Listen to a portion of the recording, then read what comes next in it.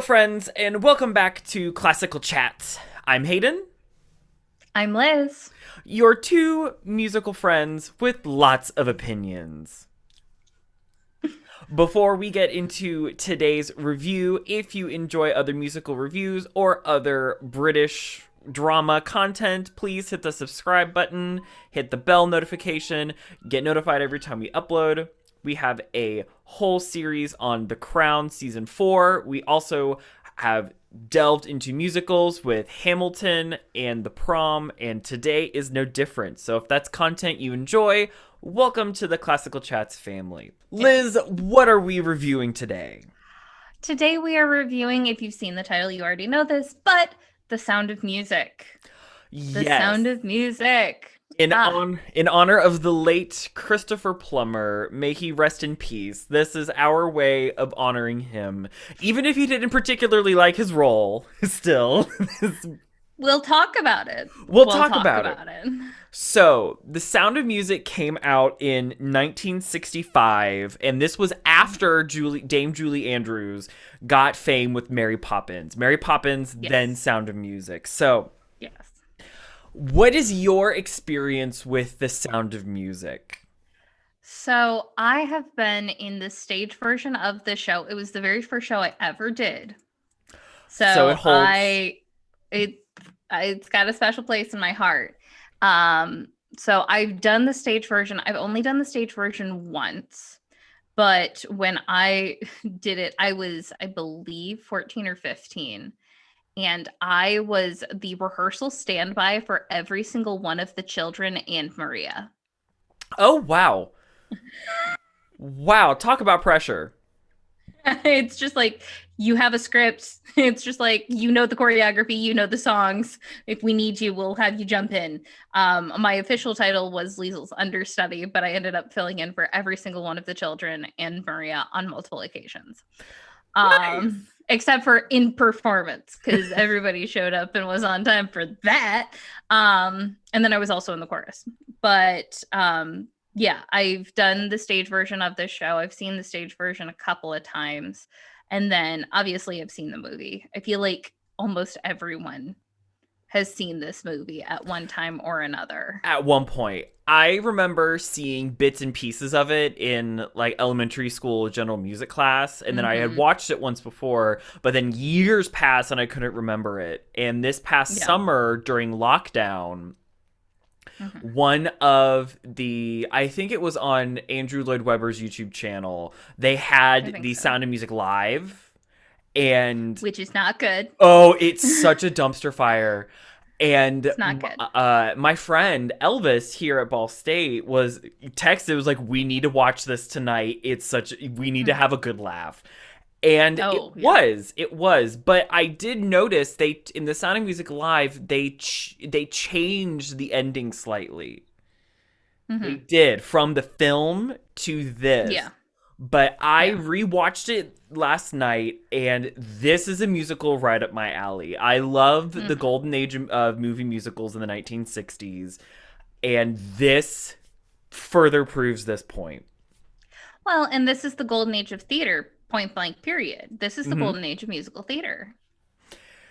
And it shows. This is, Yeah. Sound of Music is Rodgers and Hammerstein of Hmm. Cinderella fame, but they've also done so many more. They didn't just. Oklahoma, Carousel, South Pacific. I could go on, but I'll stop. They've done so many shows and great Hmm. shows at that, and The Hmm. Sound of Music is no exception. It is another wonderful, wonderful show. What are throughout the entire movie musical? Hmm. What are some of your favorite parts? Anytime that there's a song, I feel like the music in this is so iconic. It's, I mean, whether or not you've seen the movie, whether or not you know the name Julie Andrews or Rogers and Hammerstein, you probably know Doe, a deer, a Hmm. female deer. And then I'm going to stop there so we don't get any copyright strikes. Yes. Um, my favorite things, um, climb every mountain. the opening title song, The Sound of Music, Edelweiss. The fact that people thought that Edelweiss was an actual traditional not Vienna, Austrian folk song after the movie had come out. Everybody was just like, oh yeah, I remember hearing Edelweiss in my childhood. And it's just like, no, you No, you didn't. It was didn't. written for this No, you didn't. musical that's now a movie. The music is just so iconic. And so anytime that a song comes up, it's a highlight for me. One thing I enjoy, so to very much piggyback off of that, movies 2 hours and 55 minutes long, and for me it didn't feel, it is long, but it didn't feel long. And one thing I Yeah. really like about the pacing of the film is it's not like traditional musicals where you can feel a musical number coming, where Yeah. this show kind of directly pivots. Mhm. Everything really, it has a nice flow into the musical numbers. Like when they Yeah. did My Favorite Things, that was a beautiful transition into that. Mhm. The title track, it was when they went into So Long Farewell, when the kid, Mhm. everything actually, for me, it felt more natural in a movie musical world. Do you know why? Why? Riddle me this, Batman. Why? Riddle me this. The reason why all of those songs come so naturally and the transition is so natural is because all of those, the singing is actually taking place in that universe. It's not like those standard musicals where we have those musical numbers and normally this would just be a spoken conversation. My favorite things, they are singing together to try and be happy. Yes. The Sound of Music, she is singing on the hillside because she can and that's what she wants to do. There are several songs in the show that aren't necessarily written to be sung in the actual world that's happening. um for example, 16 going on 17 and Somewhere in My Youth or Something Good is what it's called. Mm-hmm. Somewhere in My Youth or Childhood, I must have done something good. But most of the songs that take place in this show, the reason why the transitions are so seamless is because they're actually being sung in that actual universe. Which I think aids in the storytelling and the pacing. There really weren't too many Yeah. moments where I was like, oh my goodness, this needs to move along. This had for The me, only place that I felt that was the opening when they were doing the opening credits. yeah, which is standard fare for the 1960s. Yeah. Okay, cool. Yeah. Let's I can deal keep it with it, moving. but But in the actual show proper, it had really good pacing. And for a Mhm. 60s musical, normally like there are points in like Hello Dolly and My Fair Lady where the pacing is like, okay, we can move on. Yeah. But this, it had real nice pacing. Everything made a lot of sense. Can we talk about the house, the Von Trapp house? You want it. I You want want it so it. I badly. need it. I need everything. It's like a weird mix of Versailles and like the new part of Hampton Court Palace. Like it's this weird Mhm. Baroque, like weird Georgian arc. It's weird, but I'm here for it. It's a it's an interesting mix, but it's beautiful. It's Oh, beautiful. And it's clear that when you walk into that opening scene in the house where you're meeting all of the children, they designed that layout to work perfectly for So Long Farewell. mm-hmm. It just works perfectly for that. And they're like, I feel like when they were designing it, it's just like, okay, so we have these children and they're saying goodnight and we need to be able to see them. And so we need this beautiful staircase. How do we want to lay it out? Okay, we're going to lay it out this way. And It yeah, it it's worked. gorgeous. It It worked. works. And I loved the grounds. The nunnery I thought Mhm. was very beautiful. Um, It's accurate. Yeah. yeah, it was, the sets are wonderful. I do have one thing that I think shows a strength in this, which is sort of commentary on today's filmmaking, Yeah. is if you notice there's just like one director, one or two producers. They kept it small, Yeah. and there was like a singing coach that was credited, a dialect coach, an accent coach, but Yeah. they kept the pool small. And they Yes, brought they did. in experts to help people. And this Which is important. which is very important. So I think this is a testament to when you bring professionals in and keep the like production team small and just let the talent do it. I think this, modern Hollywood can take a note. We don't need 5 producers, 6 executive producers, 2 direct. So now to get into some interesting discussion, what are some of the weak points to you? The dialogue. Yeah. The dialogue. Yeah. The dialogue. So, if I might. Yes, go for it. As being somebody who's done both the stage show and has seen the movie plenty of times, one of the biggest issues, and one of the biggest issues that Christopher Plummer had with the character of Von Trapp as a whole, was it is written so one-dimensionally. Mhm. And one of the reasons that the movie version is written so one-dimensionally is because there are songs that are actually taken out. The woman that they got to play the Countess, Elsa, has 2 songs in the original Broadway show. She has 2 songs. They make us hate her even more, which makes us root for Maria even more. So when Maria leaves, it's even that more tragic.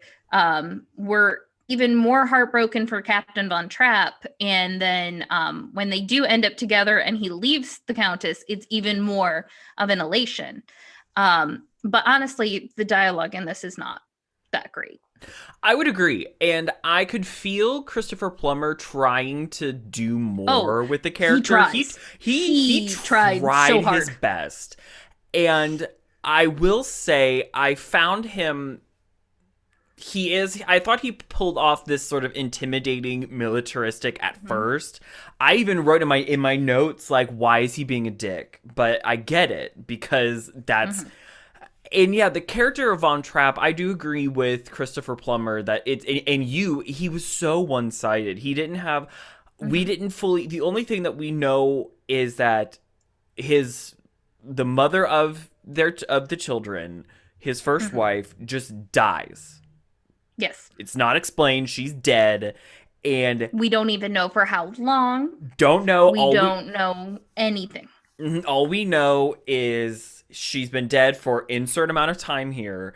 Don't know why. And it turned him into a jerk because he doesn't want to remember her.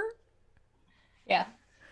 And in some ways, it feels a little contradictory that you would want to keep the memory of the mother alive for the kids. So that's one thing I didn't understand.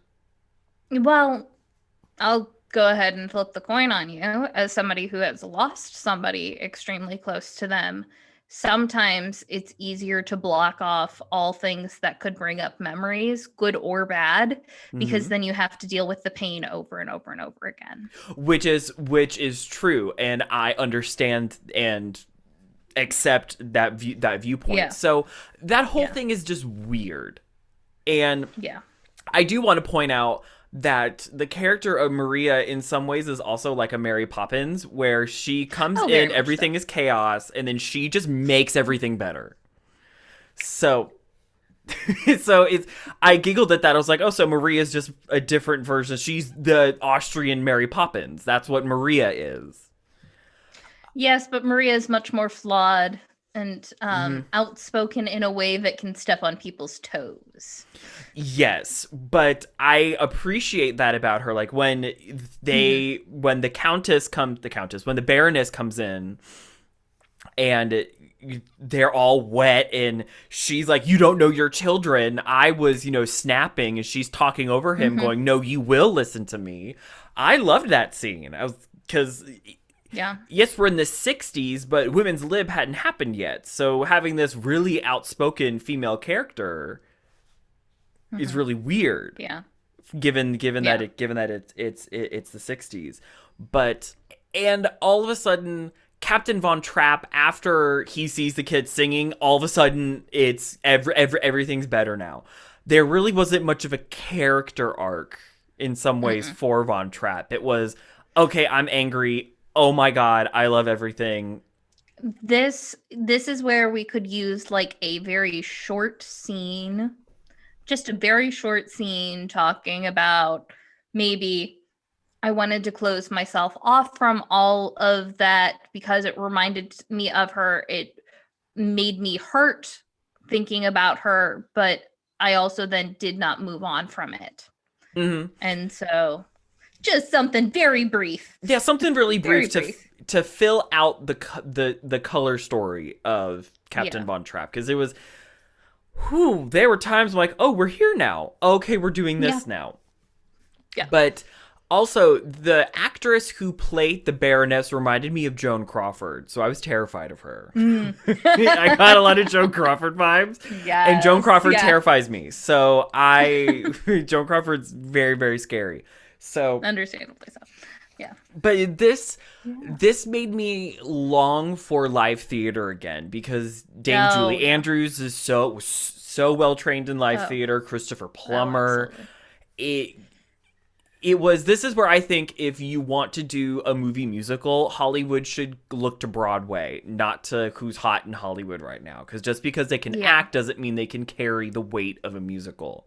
A musical is very different from a film. Yes. And you have to be well versed. So I think that they should take a page from this. But I've a few questions. I have a few questions for you. Yes. Were the marionette puppets terrifying to you? They were as a child. I've gotten used to them as I've grown older. They still terrify me. They're a choice. They're a choice. It was like the hand puppets from Mr. Rogers, but on acid. Like, worse. They terrified me. Yeah. And two, when they first have dinner and Maria goes to she accidentally sits on the pine cone. Sits on the pine cone, yeah. And then she looks at the kids, or she's like, your kids were so wonderful and gracious in their gift. They were so kind. And then they started crying. It's so... I understand her reverse psychology. They're supposed to feel bad. But it was almost as if they cut part of the dialogue and then something was amiss there, because usually it makes a little bit more sense in the scene. And yeah, I don't know. I'm not the biggest fan of that scene in particular. But yeah, because it was weird. Just all of a sudden, and it's not like a little sniffle, like, oh, we messed up. No, it was hysterically crying, and I was like, this doesn't make sense. It's almost like they start off feeling bad, but then they just want the attention and to get rid of Maria. Yeah, and it's just like she called them out on their crap. Now they're going to cry and whine until they get a new governess, because in the meantime, Daddy has to be there and has to take care of them. Yeah, so I understand the kids burning through governesses because they want the attention of their father. I get that completely. But just that in particular, I was like, well, hold on. We're getting to point E here. It feels like there was a bad cut in it. Yeah. Feels like there was a bad cut in it. Yeah, that scene was really clunky. Also, Maria's clothes were not as hideous as they tried to make it seem. Her clothes were not as ugly as they were trying to say. But also, I made a note of, so when she's having her wonderful, confident song, walking to the Von Trapp house, that guitar case was empty. God, yes. That guitar would have been broken so many times. That guitar would have been shattered when she first opened it, especially how much she was throwing it over her head. Oh, it's like, yeah. No, that. Well, and it's clear that it's empty because she's able to move it so easily without there being too much inertia. Oh yeah. Oh yeah. It's I was like, wow, they're really trying to, sell us that there's a guitar here, but you and I both know as Yeah. instrumentalists that No. would not That happen. was an empty case. That was an empty very much case. empty case. But her clothes weren't that ugly. I was like, y'all are being assholes. You're just being mean to be mean. And also, was that her real hair or was that a wig? I believe that was her real hair at the time. I thought so too. I thought a lot of this was actually real hair, but also one of the things I love about these older films is everything's just fuzzy enough to where you can't and they got those lace lines really close. Yep. Because they weren't really, whipping their hair around like drag queens where they need to have a little bit of lace to, hold it down. Yeah, hold down. So I don't know if there were many wigs, but also it's old enough to where things are fuzzy enough to where you can't really tell. see. And her hair had bangs, so you couldn't tell, period. Yeah. I will say the character of Liesel in this reminded me a lot of Maria in West Side Story. Mm-hmm. And I think, did West Side Story come out at the same time as this? Bernstein would have been slightly before. Yeah, I felt that. I felt this was a little bit... There were many times in the dance sequence in 16 going on 17 where this felt very West Side Story. Yeah. And nothing wrong with that. It felt like a nice homage rather than a steal. It felt like, hey, especially when they were like snapping, I was like, this film, I see you. I see you. Yes. If you could change anything about Sound of Music from a writing and pacing standpoint, not casting, because we're coming back to that in a minute. In terms of writing and pacing, what would you change, or would you not change anything? I would rewrite the entire script. I would take it down to brass tacks, just have the songs, have the basic outline, and then I'm not the best screenwriter. I would hire professional screenwriters and be like, this is what is happening. Can you rewrite dialogue that would fit 1930s Vienna?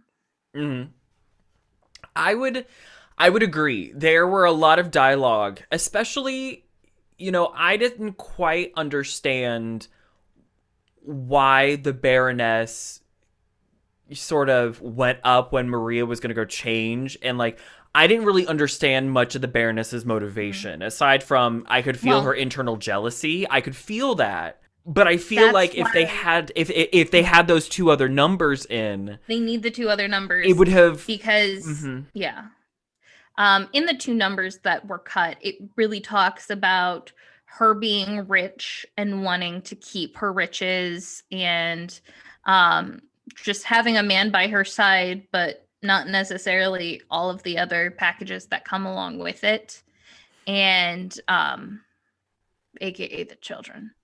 And it makes her much more of a Meredith from The Parent Trap kind of character, which makes her going upstairs with Maria it's just like, oh, let's get you ready. Oh, well, and then making her extremely uncomfortable to the point that she feels the need to leave.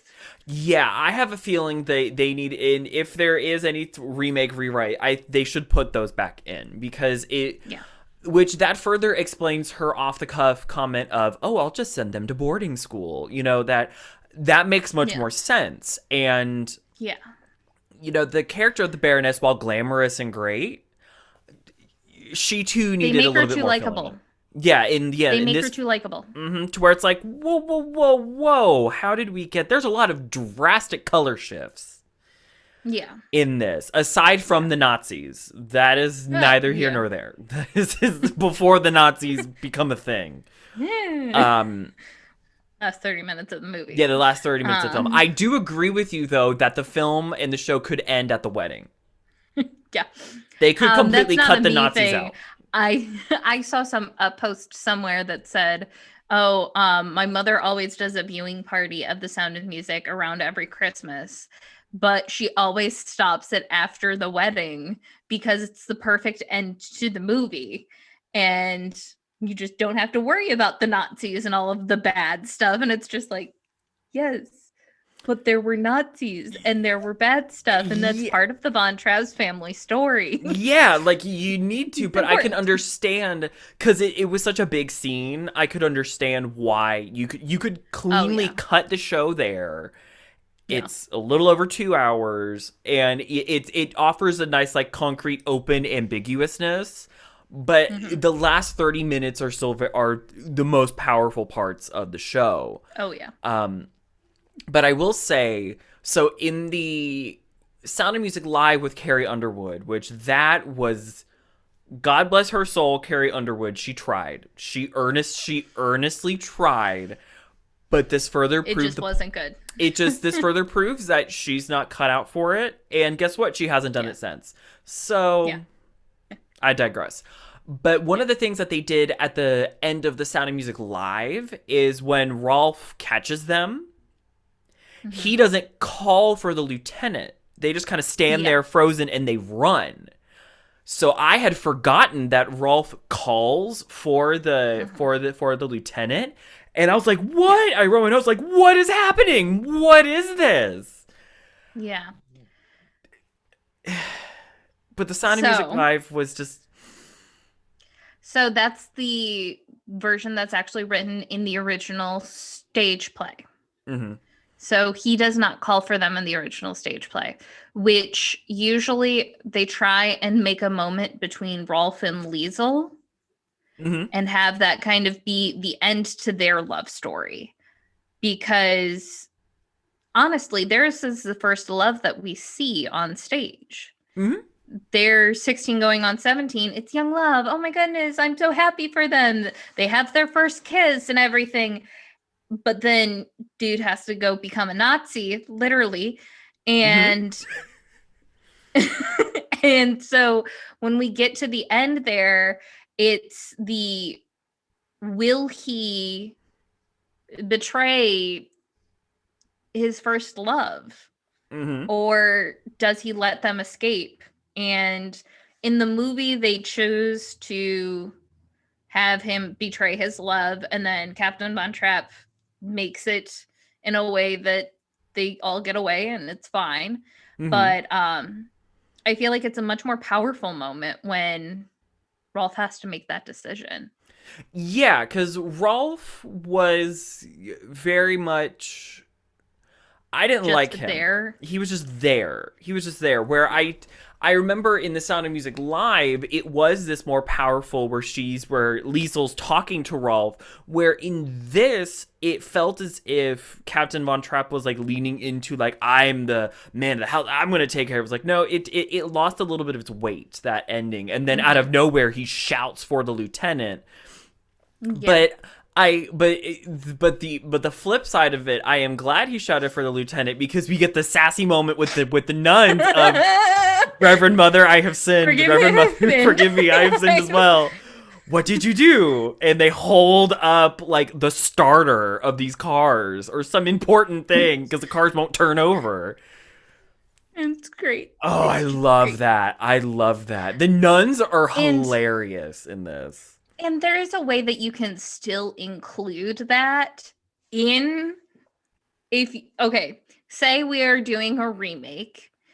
There is still a way to have that stage show version of Rolf and Liesel having that moment and they run off and still having that moment then with the sisters being forgive me mother I I've have sinned. sinned. Forgive me I have also sinned. What did you do? Um I think at that point exceptions could be made. oh yes. Exceptions Oh could be yes. could be made. Um, And it could still be logical that they're assuming that they have left this area and they should go search elsewhere. That makes mhm. complete logical sense. And so as they're starting up their vehicles and it's not turning over, it works. And they're like, "Oh, we don't know what you're talking about." But I did appreciate though that slight comic beat though to Oh break up the yes. tension. It's so necessary at that point in Hmm. the movie. It's so It is. It necessary. would because it got very heavy very, very quickly. Yeah. But also things in that time period turned very, very quickly. So it makes a lot of Mhm. sense. The big takeaway I got from this movie is I'm sad Julie Andrews can't sing anymore because Yeah. she killed it. She will always be Maria. Hmm. And well, sad but also more motivated to watch more of Christopher Plummer because I want to now see Yes. him really flex his Shakespearean chops because Oh God, yeah. he didn't get a chance to do that as Captain Von Trapp. Granted, he No. did with what he had, he did a good Yeah. job. Yeah. However, I want to watch more of Christopher Plummer to really In his prime. Yeah. oh hell yes, a good Shakespeare. It's really interesting to watch Shakespeare performed by people who understand and are educated in Shakespeare. And I have a Oh feeling yes. like if him and Dame Judi Dench were in some form of Shakespeare, oh with Oof. with Oof. Kenneth Branagh, oh that would be Oof. so good. Yes. That Yes. may Yes. Yes. that may be too good. That may be too good. Maybe that would like break the Too good. world if they all were in one Shakespearean show. Yeah. What aside from the musical numbers, what are some final thoughts on Sound of Music? Final thoughts. It's a beautiful film to watch. It's just, I mean, there are so many iconic scenes, whether just from an audio perspective or a visual perspective. But it's such a beautiful film to watch. Yes, it is a little bit on the longer side, but it moves along quickly. It's just a classic. It truly is a classic. It is. And I would challenge Hollywood. I agree with everything you said. I would challenge Hollywood if they are to remake it at any point Mhm. to use real nature panning shots. I loved how this was shot. Yes. It wasn't a lot of over the shoulder and quick camera work. It was medium Mhm. shot or wide and they just let the scene play out. Mhm. And using real nature and real towns, that would never fly today. But it gave Yeah. it more, it grounded the film more. This shot of just, here's two medium shots, we're just going to let the scene play out. You know, Mhm. that would never happen. That's not how films are made today. But Yeah. it further makes Sound of Music a classic, how it was shot, with just not up close and we're going to zoom in on the faces. Here's an intimate moment and we're going to have one medium panning shot and we're just going to follow them and we're just going to let it play out. Yep. That doesn't happen anymore. So I No. would challenge them to revive some of these filming techniques because If it they makes choose it to that much remake it, better. yeah. It makes it Yeah. that much better. But yes, Sound of With Music. that being said, we want a remake. Oh yes, we do. We want a remake We want a remake. so bad. Are we gonna And go? we'll talk about it. Yes, we We'll will. talk about it. So you can expect another video from us featuring our dream cast of a Sound of Music movie remake. You can Yes. expect that in a couple of weeks' time. Make sure to subscribe, hit the bell notification so you get notified of all of our uploads, and so you can keep an eye out for that video. Yes. Additionally, you can find us on Facebook at Classical Chats Podcast, Classical Chats with Hayden and Liz. You can find us on Instagram at Classical Chats Podcast. You can find us on Twitter at chats_podcast. You can find all of that information linked below. We also have a podcast where we talk about all kinds of random things involving music. So go ahead and you can find all of that linked down below. So we hope you have a wonderful day. And most importantly, Stay musical. bye. Bye.